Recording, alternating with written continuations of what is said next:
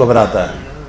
جو شخص open trials دوسروں کے لیے مانگتا ہے وہ اپنے اوپن ٹرائل سے کیوں گھبراتا ہے؟ حقیقت یہ ہے کہ عمران خان نے کرکٹ کے اندر بال ٹیمپرنگ کے الزامات کا سامنا کیا، اس کے بعد فنڈنگ کو ٹیمپر کیا اور غیر قانونی ذرائع سے فنڈ ٹیمپرنگ کی، اور بال ٹیمپرنگ فنڈ ٹیمپرنگ کے نتیجے میں سیاسی ٹیمپرنگ کی۔ 2018 میں انتخابی نتائج کو ٹیمپر کیا، اور اس کے بعد سوشل میڈیا پہ بیرون ذرائع سے آنے والے کروڑوں روپیوں کو خرچ کر کے پاکستان کے اندر سیاست کو ہائی جیک کرنے اور سیاست کو ٹیمپر کرنے کی کوشش کی ہے۔ یہ وہ گھناؤنی سازش ہے جو پاکستان کو کمزور کرنے کے لیے ان ذرائع سے کی گئی ہے کہ جو پاکستان کو کمزور کر کے معیشت کو ڈیفالٹ کرنا چاہتے ہیں۔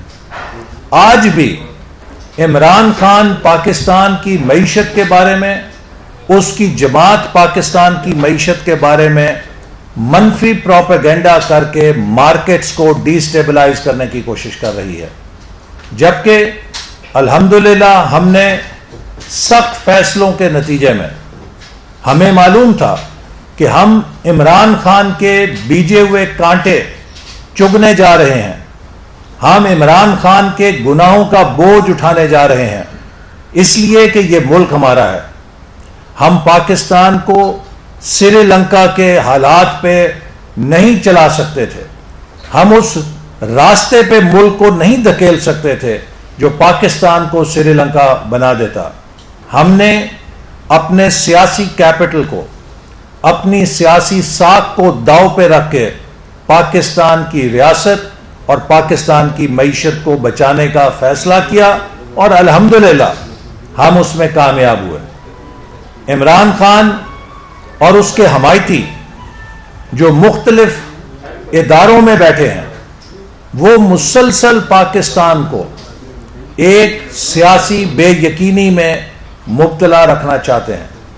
اس سیاسی بے یقینی سے ملک کی معیشت کو جو نقصان پہنچ رہا ہے اس کی قیمت عام آدمی ادا کر رہا ہے۔ آج پاکستان میں جو مہنگائی کا جن ہے، اس جن کو عمران نیازی نے بوتل سے نکالا ہے۔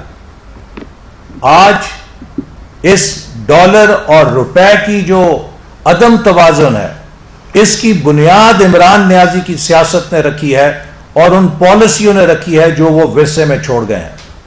میں پی ٹی آئی کے کسی بھی ذمہ دار کو چیلنج کرتا ہوں کہ وہ میرے اس بات کی تردید کرے کہ کیا وزارت خزانہ نے اپریل، مئی اور جون آخری سہ ماہی کے لیے ترقیاتی بجٹ کی قسط جاری کرنے سے انکار نہیں کر دیا تھا؟ ہم تو 12 اپریل کو آئے ہیں، لیکن 1 اپریل سے پاکستان کے ترقیاتی بجٹ کی آخری قسط کو جاری کرنے سے ہماری حکومت میں آنے سے پہلے انکار کیا جا چکا تھا، چونکہ خزانے میں پیسہ نہیں تھا۔ تو یہ ہم نے خالی خزانے کی معیشت کو اٹھا کر دوبارہ پیروں پہ کھڑا کیا ہے اور اس کو ریپیئر کر رہے ہیں، اور انشاءاللہ تعالی اللہ تعالیٰ نے موقع دیا تو اگلے چند ماہ کے اندر ہم اس معیشت کو مستحکم کر کے الیکشن کی طرف جائیں گے۔ اور یہ بات میں بابانگ دول کہنا چاہتا ہوں کہ پاکستان سری لنکا نہیں بن سکتا، اس لیے کہ پاکستان میں ایک ایسی حکومت ہے جو پاکستان کے ساتھ محبت کرتی ہے، جو اپنی قربانی دے سکتی ہے، لیکن وہ پاکستان کے مفاد سے نہیں کھیل سکتی۔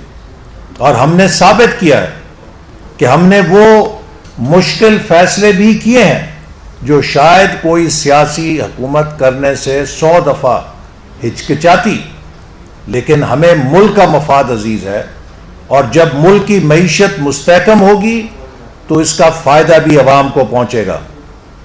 اس وقت پوری دنیا میں ایک مہنگائی کا طوفان ان پالیسیوں کے علاوہ بھی آیا ہوا ہے جو عمران خان چھوڑ کر گئے ہیں۔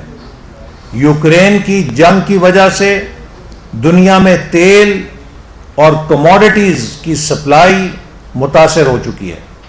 آج امریکہ، یورپ، بھارت، ہر ملک کے اندر افراط زر، مہنگائی آسمان کو چھو رہی ہے۔ ہمارا المیہ یہ ہے کہ ہمیں ایک ایسی معیشت ورثے میں ملی ہے کہ جس کے اندر یہ کشن نہیں چھوڑا گیا، یہ سپیس نہیں چھوڑی گئی کہ ہم عوام کو سبسڈی دے سکتے، چونکہ خزانہ خالی کر کے پچھلی حکومت چلی گئی تھی۔ لہذا جو عالمی مہنگائی ہے وہ ہمیں پوری کی پوری عوام کی طرف منتقل کرنی پڑ رہی ہے، چونکہ حکومت کے پاس سبسڈی دینے کے لیے پیسہ نہیں ہے۔ اور آئی ایم ایف کے ساتھ وہ معاہدہ جو عمران خان کر کے گئے تھے، انکار کریں، شوکت ترین اور حفیظ شیخ صاحب اس کا انکار کریں کہ یہ معاہدہ جس پر عمل درآمد ہو رہا ہے یہ ان کے دستخطوں سے نہیں کیا گیا۔ پاکستان کے لیے ضروری ہے کہ ہم بین الاقوامی اداروں کا اعتماد اور بین الاقوامی سرمایہ کاروں کا اعتماد پاکستان کی معیشت پہ بحال کریں۔ اس وقت جو ملک کے اندر سیاسی تماشا بنایا گیا ہے، بے یقینی پیدا کی جا رہی ہے، کچھ ایسے فیصلے کیے گئے ہیں جن سے اس بے یقینی میں اضافہ ہوا ہے، اس سے اسپیکولیشن اکانومی بھی زور پکڑ رہی ہے۔ میں واضح کرنا چاہتا ہوں کہ روپے کی اصل قیمت ڈالر کے مقابلے میں 200 روپے سے کم ہے۔ یہ جتنا اضافہ ہوا ہے یہ اسپیکولیٹو ہوا ہے، اور جو ہی پاکستان کا آئی ایم ایف سے باقاعدہ معاہدہ منظور ہوگا تو انشاءاللہ تعالی آپ دیکھیں گے کہ روپے کی قیمت دوبارہ بحال ہوگی، اور یہ سب لوگ جو ڈالر خرید کے منافع کمانے کے چکر میں ہیں ان کے ہوش ٹھکانے آ جائیں گے۔ تو میں اس وقت پاکستان کے اندر جو سیاسی بحران پیدا کرنے کی کوشش کی جا رہی ہے اس کے حوالے سے کہوں گا کہ پاکستان کو آج سیاسی استحکام کی ضرورت ہے۔ عمران خان صاحب مسلسل پچھلے 20 سالوں سے جھوٹ، انا پرستی اور نااہلی کی سیاست کر رہے ہیں۔ 4 سال حکومت میں رہے ہیں، کسی تقریر میں یہ شخص یہ نہیں بتاتا کہ میں نے 4 سال میں کیا کیا۔ آج میرا چیلنج ہے پی ٹی آئی کو کہ وہ بتائیں کہ 4 سالوں میں کراچی سے پشاور تک کون سا ایک منصوبہ ہے جو حکومت مکمل کر کے گئی ہے۔ ہم نے 2-2, 3-3 سالوں میں پاور پروجیکٹس لگا دیے، موٹر ویز بنا دی تقریباً 2000 کلومیٹر سے زیادہ، 11,000 میگا واٹ بجلی کے منصوبے لگائے۔ آپ نے سوائے 4 سالوں میں خزانہ خالی کرنے کے پاکستان میں مصنوعی خوشحالی پیدا کرنے کے لیے امپورٹ کا گیٹ کھول دیا گیا۔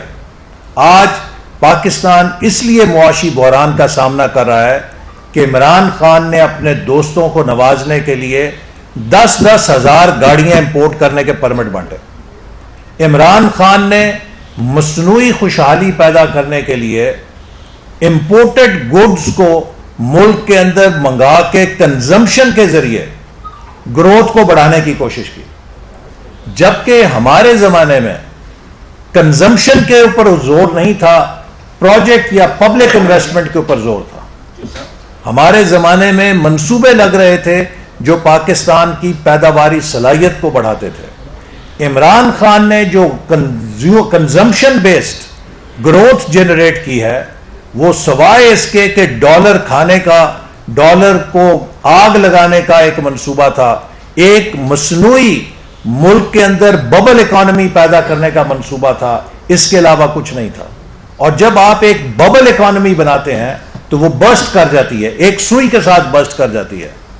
اب تو ہمیں بہت بڑا ایک عالمی بحران کا سامنا ہے، تو یہ ببل اکانومی کبھی سروائیو نہیں کر سکتی تھی، جس کے آج آ کے پی ٹی آئی کے وزیر بڑے گن گاتے ہیں۔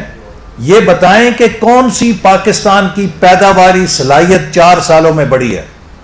4 سالوں میں سوائے وہ کالا دھن جس کو آپ نے ایمنسٹی دی، وہ امپورٹس جو آپ نے کھولی، اس کے علاوہ آپ نے کنزمپشن میں اضافہ کیا، کنزیومرزم کو فروغ دیا، اس کے علاوہ کیا کیا؟ اگر مارشاء اللہ کی حکومتیں کنزیومرزم کرتی تھیں تو اس کے پیچھے وہ ڈالرز ہوتے تھے جو ہمیں فورن ایڈ میں آ رہے ہوتے تھے. تو پاکستان میں جب مارشاء اللہ کے دور میں فورن ایڈ آئی تو اسے بھی پروڈکٹیو انویسٹمنٹ میں نہیں لگایا گیا تھا، تب بھی ایک مصنوعی خوشحالی کنزیومرزم کے ذریعے پیدا کی گئی تھی.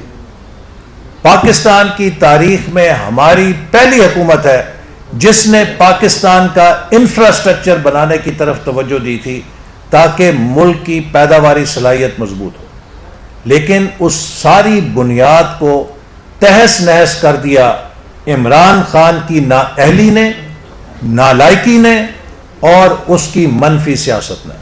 اور آخر میں یہ بات ضرور کہنا چاہوں گا کہ قوم یہ دیکھ رہی ہے کہ پنجاب کے ساتھ کیا تماشا بنایا گیا ہے.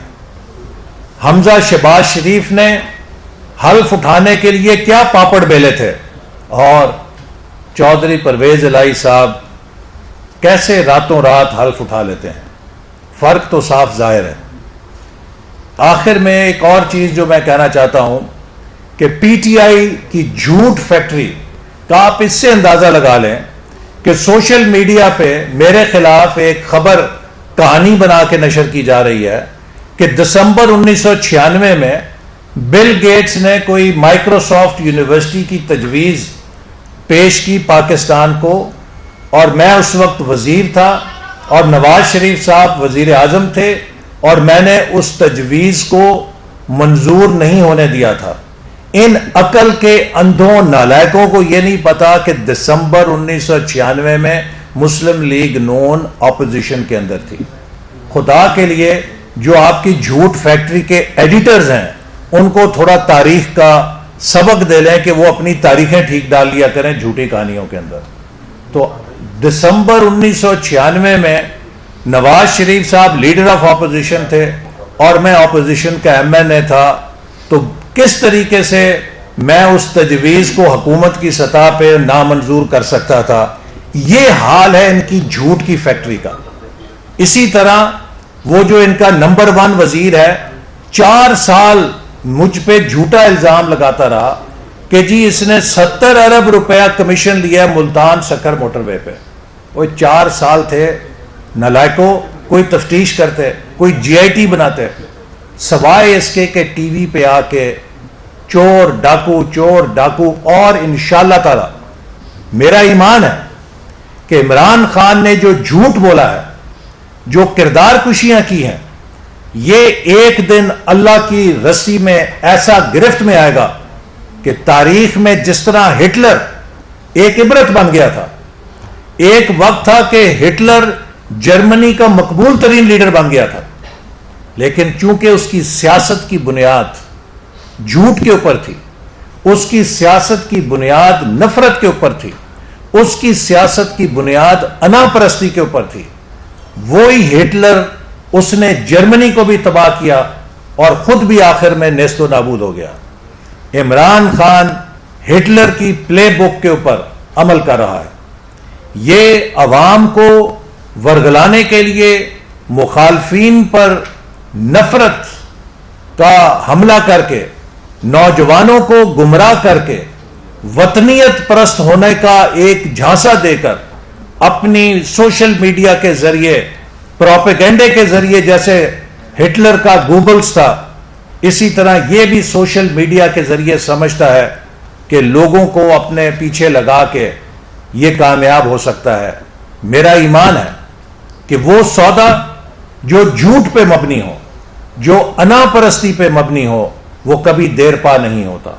اور جیسے عمران خان کی بنائی ہوئی ببل معیشت برسٹ ہوئی ہے، اس کی سیاست کا بلبلہ بھی انشاءاللہ تعالی اس سے بری طرح پھٹے گا، اور عمران خان پاکستان کی سیاست میں ایک نشان عبرت بنے گا، چونکہ یہ انشاءاللہ تعالی جواب دے گا. اس نے جلسوں میں کھڑے ہو کر میرے خلاف کہا ہے کہ تم چور اور ڈاکو ہو. عمران خان میں تمہارے خلاف مقدمہ قائم کرنے جا رہا ہوں عدالت میں، یا تم ثابت کرو گے کہ میں چور ڈاکو ہوں، یا پھر تمہیں وہ سزا ملے گی کہ آئندہ پاکستان کی سیاست میں کوئی جھوٹا الزام نہ لگا سکے۔ میں نے 4 سال اس کو مسلسل چیلنج کیا تھا، شہزاد اکبر کو چیلنج کیا تھا کہ 3200 ارب روپے کی میں نے ڈیولپمنٹ کرائی ہے 2013 سے 18 تک، اس میں 32 پیسے کا ذاتی فائدہ ثابت کر دو میں قومی مجرم ہوں گا۔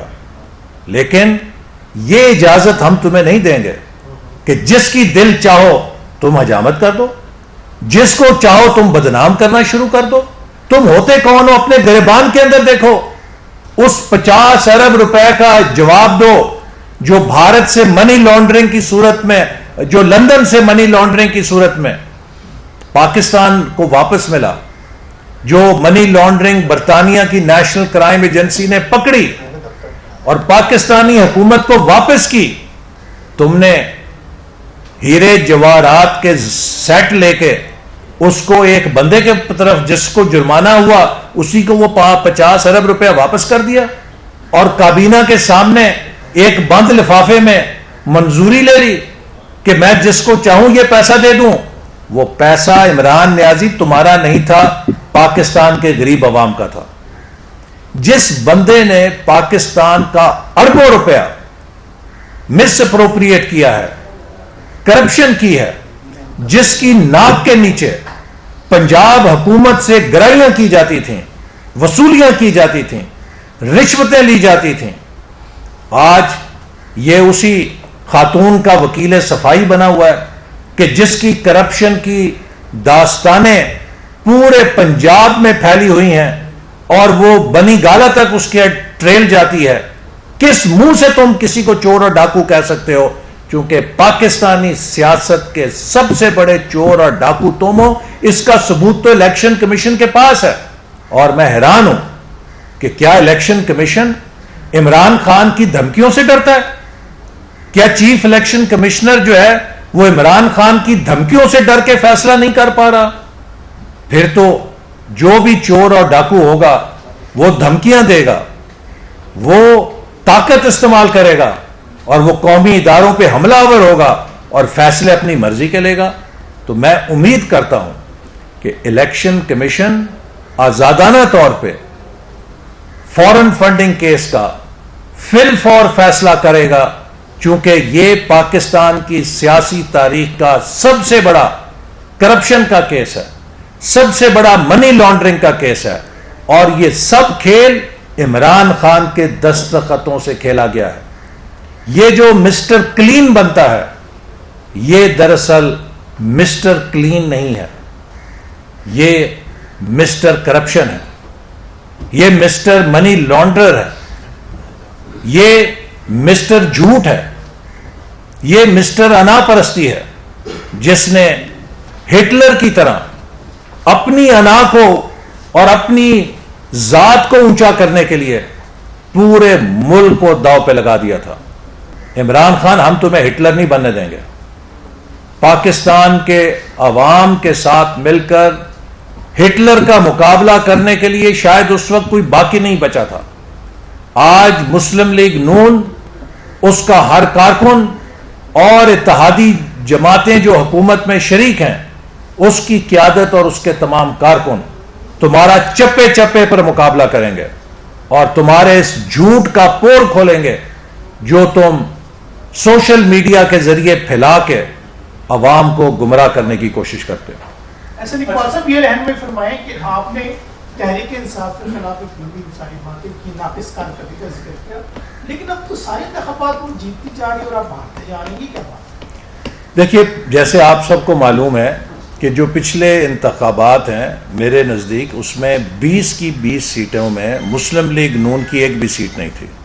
ہم نے 2018 کے مقابلے میں 5 سیٹیں گین کی ہیں، لیکن اگر ہم نے پیٹرول کی قیمتوں میں اور چند ایسے جو مشکل فیصلے جن سے یقیناً مہنگائی پیدا ہوئی اور جو عمران خان کی ان غلطیوں کو درست کرنے کے لیے کیے گئے جو اصل میں عمران خان نے IMF سے معاہدہ کیا تھا، اگر یہ فیصلے ہمارے حصے میں نہ آتے تو شاید ان 20 میں سے 15 یا 17 سیٹیں ہم جیت چکے ہوتے، اس کی عمران خان کی اٹھا چکے ہوتے.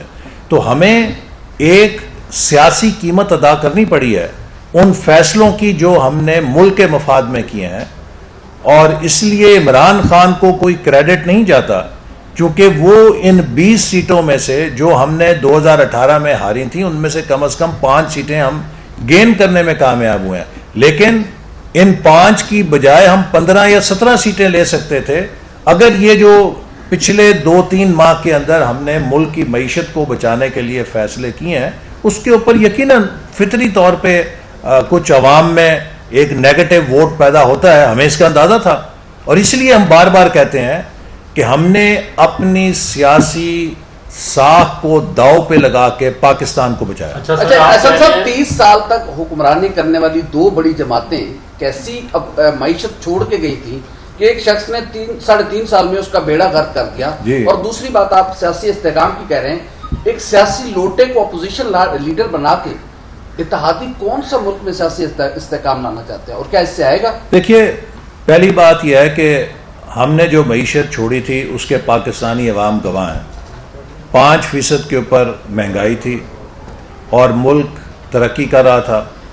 عمران خان نے آتے ساتھ ہی چند ایک ایسے فیصلے کیے جس میں روپے کو ڈیویلیو کرنا، پالیسی ریٹ کو دگنا کرنا، ہاٹ منی لے کر آنا، اس کے بہت دور رس اثرات ہوئے پاکستان کی معیشت پہ، اور پاکستان کی معیشت کے وہ نٹ اور بولٹ کھول گئے. دیکھیے، آپ کسی چیز کے نٹ اور بولٹ کھول دیں نا، وہ بہت آسان ہوتا ہے، لیکن ان چیزوں کو دوبارہ قابو میں لا کے نٹ اور بولٹ کسنا ایک بڑا پین سٹیکنگ کام ہوتا ہے. عمران خان 4 سالوں میں پاکستان کی معیشت کے نٹ اور بولٹ غلط معاشی فیصلوں سے، غلط معاشی پالیسیوں سے کھول گیا ہے. اب ہم پوری قوت کے ساتھ کوشش کر رہے ہیں کہ ان نٹ اور بولٹس کو دوبارہ کسا جائے، معیشت کو دوبارہ ایک نظام میں اور ایک سٹرکچر میں لے کر آیا جائے. انشاءاللہ تعالی ہمیں پوری امید ہے کہ اگلے 1 سال کے اندر یہ معیشت جو ہے، اس کے جو بھی آج آپ فیصلہ کریں گے، اس کے نیچے تک اثرات آنے میں 6 سے 8 ماہ پالیسیوں کے لگتے ہیں. اور اسی لیے آپ نے دیکھا کہ جب ہم نے حکومت چھوڑی تو پہلا سال آسان گزر گیا کیونکہ ہم نے بنیاد ٹھیک رکھی تھی. دوسرے سال سے تباہی آنی شروع ہو گئی. اچھا سر، ایک بات یہ ہے کہ عدم استحکام کی آپ نے بات کی ہے. اس تمام تر معاملات میں عوام کا تو بیڑا غرق ہو گیا ہے، ٹھیک ہے، وہ سب کو پتہ ہے. اب اس کی اسٹیبلٹی کے لیے کوئی کنسنسس اداروں میں، آپ میں، تمام جماعتوں میں کچھ ہوا ہے؟ کیا فیوچر ہے، یا یہ اسی طرح ڈالر دیکھیے 350 جی، پاکستان کے معیشت کی بحالی کے لیے ضروری ہے کہ ہم پاکستان کی معیشت میں اب اصلاحات کریں، اور ان جو غلطیاں ہیں جو عمران خان کے دور میں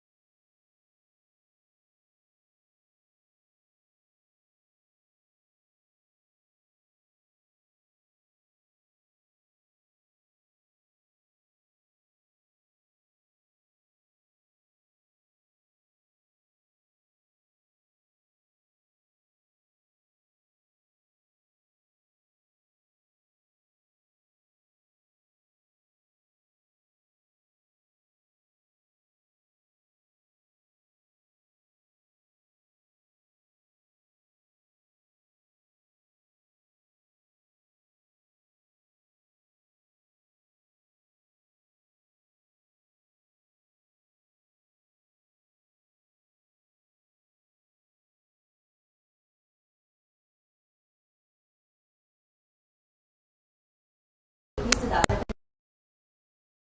है कि हम आम इंतखाब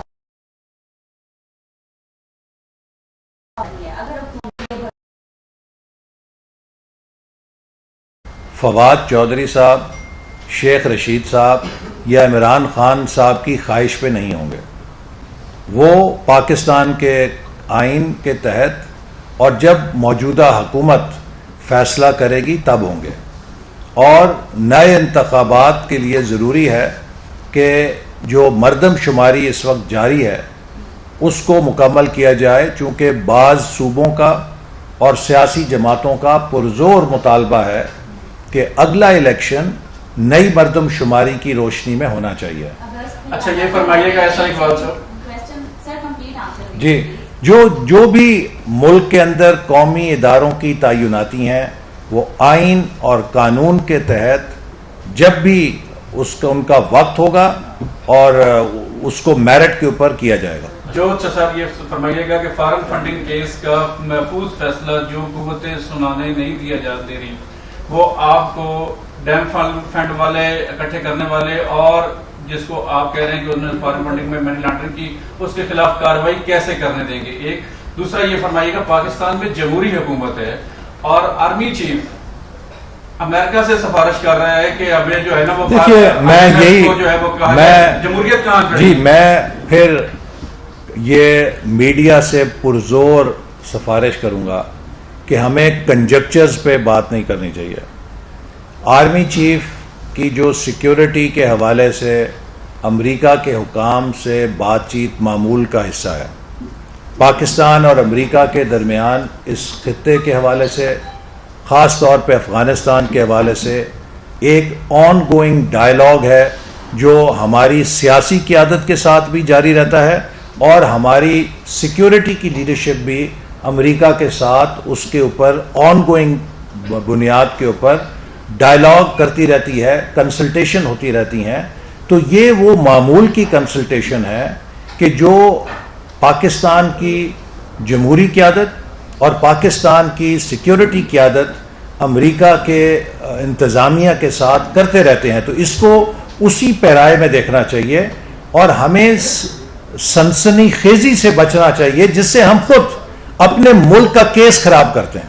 ऐसा साहब ये बताइएगा कि आपने कहा कि इमरान खान साहब हिटलर हैं और हिटलर का मुकाबला करेंगे, लेकिन पंजाब के महाज पर तो आज लगता है आपकी जमात और इत्तेहादियों ने उस हिटलर का मुकाबला करने के बजाय हाथ खड़े कर दिए हैं। आप तो डिप्टी स्पीकर का उम्मीदवार ही नहीं दे सके पंजाब असेंबली में, कहाँ पे आपका इत्तेहाद? नहीं, मेरी मालूमात के मुताबिक तो डिप्टी स्पीकर का इलेक्शन का एहतजाजन बॉयकॉट किया गया है, जो मेरी अभी तक मालूमात है। लेकिन पंजाब के अंदर एक इंजीनियरिंग के जरिए पीटीआई की हुकूमत को मुसल्लत किया गया है और मैं बड़े अदब के साथ, बहुत ही अदब के साथ अभी तक ये समझने से कासिर हूं कि हम लोग तो किसी छोटे से बयान के ऊपर हित के इज्जत के मुकदमों का सामना करते हैं। हमारे कई लीडर नाअहल हो गए। 7 महीने सुप्रीम कोर्ट के चीफ जस्टिस के बेंच ने बल्दियाती इदारों को बहाल करने का फैसला किया। इमरान खान और उस्मान बुज़दार ने 7 महीने तक सुप्रीम कोर्ट का मुंह चढ़ाया, उस फैसले को जूती की नोक पे रखा। कभी सुप्रीम कोर्ट ने हित के इज्जत का नोटिस ही नहीं दिया, बल्कि अगर कंटेम्प्ट फाइल हुई तो उस कंटेम्प्ट को भी पोस्टपोन कर दिया। देखिए, ये वो चीज़ें हैं कि जिनके हवाले से बदगुमानियाँ पैदा होती हैं। जो तराजू मुस्लिम लीग नून के लिए लगाया गया वो ही तराजू पीटीआई के लिए लगना चाहिए। लेकिन जिस रफ्तार से पीटीआई के केसों का फैसला होता है कि 24 घंटों में जमानत मिल जाती है, 24 घंटे में ईसीएल से बाहर आ जाते हैं, 24 घंटे में हल्फ हो जाते हैं। हमें तो 2-2 साल जेलों में पड़े रह गए, 2 सालों बाद, किसी को 6 महीने बाद, किसी को 8 महीने के बाद जमानत मिली। हमें तो 2-2, 2.5 साल ईसीएल पे रखा गया, बिला वजह रखा गया, बिला जवाज रखा गया, किसी ने सुओ मोटो नोटिस नहीं लिया। तो मेरी अदलिया से ये गुजारिश है कि पाकिस्तान की अदलिया पाकिस्तान में रूल ऑफ लॉ के लिए एक बुनियाद फराहम करती है। عدلیہ کے اوپر سے عوام کا اعتماد متزلزل نہیں ہونا چاہیے. تو خدا کے لیے جو پیمانہ عمران خان کے لیے ہے وہی سب کے لیے ہونا چاہیے. عمران خان کراچی میں تو نسلہ ٹاور گر جاتا ہے جہاں متوسط طبقے کے لوگ رہتے تھے. عمران خان وہی کام کرتا ہے تو اس کو 10-12 لاکھ کا جرمانہ کر کے چھوڑ دیا جاتا ہے. تو پھر قانون تو دو ہوئے نا, کہ بڑے کے لیے اور قانون ہے, بڑے کو آپ 10-12 لاکھ کا جرمانہ کر دیں. یہی جرمانہ نسلہ ٹاور والوں کو بھی آپ دے دیتے کہ آپ بھی ریگولرائز کرا لیں پیسہ دے کے. لیکن وہاں تو وہ لوگ مر گئے بیچارے, روتے رہے, کسی نے نہیں سنی ان کی, چونکہ عام آدمی تھے. لیکن عمران خان صاحب اتنے کوئی اسپیشل سلیمانی ٹوپی والے ہیں کہ یہ کسی قانون کو نظر ہی نہیں آتے. 7 سال سے فورن فنڈنگ کیس چل رہا ہے, کوئی ہاتھ نہیں لگا سکتا. نواز شریف کو 10,000 درہم پہ, بیٹے کے 10,000 درہم تنخواہ نہ لینے پہ تاحیات نااہل کر دیا جاتا ہے. اور عمران خان کی کروڑوں روپے کی چوری پکڑی گئی ہے, اسکروٹنی کمیٹی نے کر دی ہے, اور کوئی پوچھ نہیں سکتا. اور میں یہ بات کا بھی جواب دوں کہ جو یہ کہتے ہیں کہ جی سب کا اکٹھا کریں, آج تک P T I Muslim league نون کے خلاف کوئی ثبوت الیکشن کمیشن کو منی لانڈرنگ کا یا فورن فنڈنگ میں بے ضابطگی کا نہیں فراہم کر سکی. سپریم کورٹ نے اور الیکشن کمیشن نے پی ٹی آئی کو کہا تھا کہ اگر آپ کے پاس کوئی ثبوت ہے تو آپ وہ پیش کریں. اس وقت تک P T I Muslim league نون کے خلاف کوئی ثبوت پیش نہیں کر سکی, جبکہ پی ٹی آئی کے خلاف خود انہی کے ایک بانی رکن نے سارے ثبوت لا کے الیکشن کمیشن کے سامنے پیش کیے ہیں. یہ فرق ہے دونوں کیسز کا کہ پی ٹی آئی کے ثبوت الیکشن کمیشن کے سامنے پیش کیے ہیں ان کے اپنے بانی رکن نے. ہمارے خلاف پی ٹی آئی آج تک ایک ثبوت کسی فورن فنڈنگ کے حوالے سے, ممنوعہ فنڈنگ کے حوالے سے بے قاعدگی کا نہ ہمیں کاپی دے سکی ہے نہ الیکشن کمیشن کو کاپی دے سکی ہے. وہی جھوٹ کے جی سب کا اکٹھا فیصلہ ہونا چاہیے. بھی کس بات کا فیصلہ ہونا چاہیے؟ آپ کوئی شکایت تو پیش کرو نا کہ ہم نے کیا کیا ہے. آپ کے خلاف تو پلندے ہیں کہ آپ نے اسرائیل کی لابی سے پیسہ لیا, بھارت کی لابی سے پیسہ لیا, ممنوعہ ذرائع سے پیسہ لیا, آپ نے فورن فنڈنگ لی, آپ نے اس کو چوری کیا, آپ نے ان اکاؤنٹس کو چھپایا, اور سب دھندا عمران خان کے دستخطوں سے ہوتا رہا. ٹھیک ہے جی, کہ یہ جو پی ٹی آئی ہے وہ دعویٰ کر رہی ہے کہ آپ کے اتحادی جو ہیں ان کے اوپر وہ ورکنگ کر رہی ہے, تو آپ کے اتحادیوں سے تو کوئی ایسا کوئی خطرہ نہیں ہے کہ کوئی ادھر ادھر ہو جائے؟ دیکھیے, میں نہیں سمجھتا کہ اب جب کہ عمران خان صاحب کے 4 سال کی کارکردگی سامنے آ چکی ہے اور وہ تمام اتحادی جو عمران خان صاحب کے ساتھ تھے, اور عمران خان صاحب کے اتحادی نہیں بلکہ ان کی اپنی جماعت کے لوگ, وہ بھی یہ کہنے پہ مجبور ہو گئے تھے کہ عمران خان صاحب نااہل بھی ہیں, اور وہ ان کی جو ایگو ہے وہ ماؤنٹ ایوریسٹ سے بڑی ہے, اور ان کی انا پرستی ایسی ہے کہ جس میں وہ اپنے علاوہ ہر کسی کو حقیر سمجھتے ہیں. اس لیے میں نہیں سمجھتا کہ ان کے اس رویے کے بعد جو انہوں نے اپنے خود اراکین کے ساتھ اور اپنے اتحادیوں کے ساتھ روا رکھا ہے, کوئی دوبارہ ان کے ہاتھوں بے عزت ہونے کے لیے دوبارہ ان کے پاس جائے گا. بہت شکریہ جی.